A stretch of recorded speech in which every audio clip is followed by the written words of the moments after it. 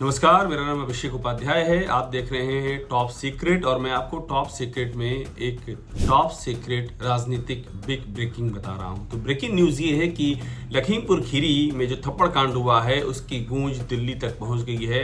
बाकायदा दिल्ली में शिकायत हुई है। बीजेपी के प्रदेश नेतृत्व ने दिल्ली में इस बात की शिकायत की है कि ये जो थप्पड़ कांड हुआ है इससे बीजेपी को नुकसान पहुंचा है।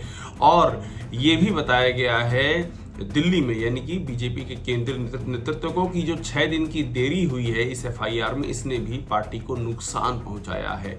और ये दूसरी शिकायत है। इसके पहले भी हमारे सोर्सेज ये कहते हैं कि ये बातें केंद्रीय नेतृत्व की जानकारी में डाली गई थी कि इस तरह से सरेआम बीजेपी के विधायक को अवधेश सिंह नाम के एक बार एसोसिएशन के अध्यक्ष ने थप्पड़ मारा है और विधायक की तहरीर देने के बाद भी एफआईआर दर्ज नहीं हो रही है।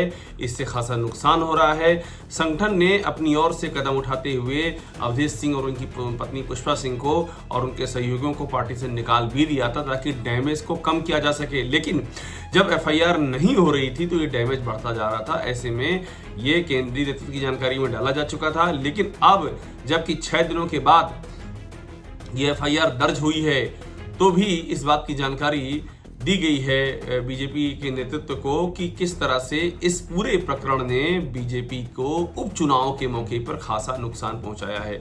देखिए, आप जानते हैं कि यूपी में 9 सीटों पर उपचुनाव है। उनमें कुछ ऐसी सीटें हैं जहां पर कुर्मी बाहुल्य सीटें हैं, जैसे कि अंबेडकर नगर की कटहरी सीट आप ले लीजिए। यहां से लालजी वर्मा जो समाजवादी पार्टी के विधायक थे वो इस लोकसभा चुनाव में सांसद बन गए हैं। उनकी पत्नी शुभावती वर्मा वहां से समाजवादी पार्टी के उम्मीदवार हैं।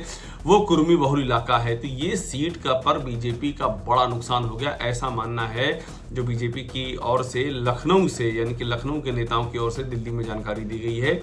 उनका ये कहना है कि ये बड़ा नुकसान हो गया है कुर्मी बाहुल्य हमारी जो सीटें हैं। और चूंकि एक मसला और हो गया कि इस पूरे मामले में कुर्मी संगठन खुलकर के सामने आ गए। पूरे 6 दिनों तक ये आंदोलन प्रदर्शन चला जिसमें कि कुर्मी संगठन इकट्ठा हुए। उन्होंने ये मांग उठाई कि इस मामले में कड़ी कार्रवाई हो। उन्होंने ये कहा कि एफआईआर दर्ज हो। उन्होंने ये भी कहा कि एक्शन हो, अवधेश सिंह की गिरफ्तारी हो। लेकिन एफआईआर 6 दिन तक दर्ज नहीं हुई।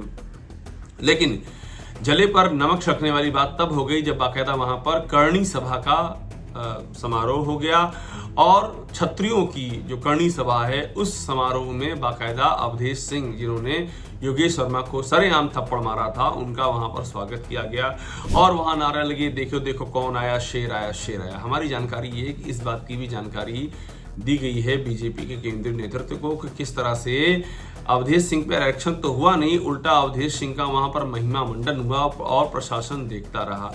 प्रशासन ने आखिर कैसे इजाजत दी इस करणी सेना को इस तरह का कार्यक्रम करने की, जहां पर कैमरे के सामने सरेआम विधायक को थप्पड़ मारने का आरोपी पहुंचता है और उसकी वहां पर उसका एक तरह से कहें कि महिमा मंडन, उसको शेर कहा जाता है, नारे लगते हैं। वहां लोग हथियार लेकर के भी आए हुए थे।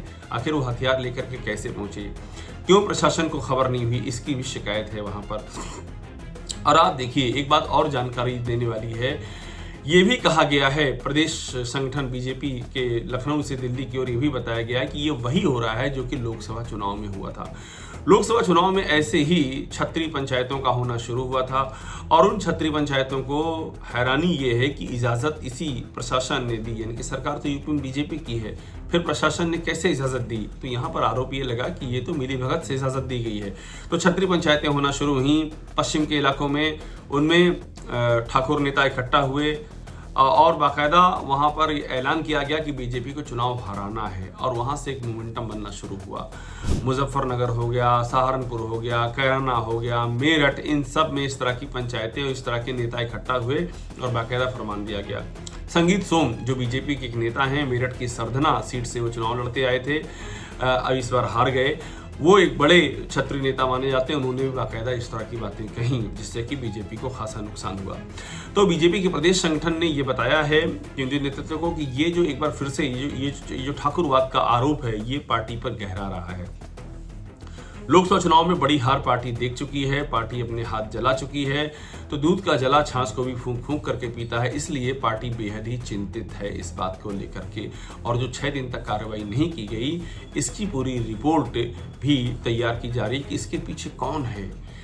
जानकारी ये मिल रही है कि इसके पीछे भी कोई ताकत थी जिसने एफआईआर होने से रोका, और जो अब अड़ी हुई है कि अवधेश सिंह की ओर से भी एफआईआर, यानी योगेश वर्मा के खिलाफ एक एफआईआर अब दर्ज की जाए जो अवधेश सिंह दर्ज कराएं।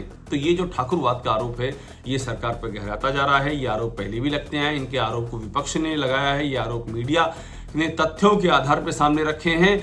और ऐसे में अब जब प्रदेश संगठन ने तमाम बातें दिल्ली यानी कि केंद्रीय बीजेपी के केंद्रीय आलाकमान की जानकारी में रख दी हैं और ये भी अंदेशा जताया है कि इसका चुनाव पर असर पड़ सकता है, तो आलाकमान इस पर अब क्या फैसला लेता है, आगे की कार्रवाई क्या होती है और उपचुनाव खत्म होने के बाद यूपी में कौन सा एक्शन होने जा रहा है, इस पर सबकी निगाहें लगी हुई हैं। धन्यवाद।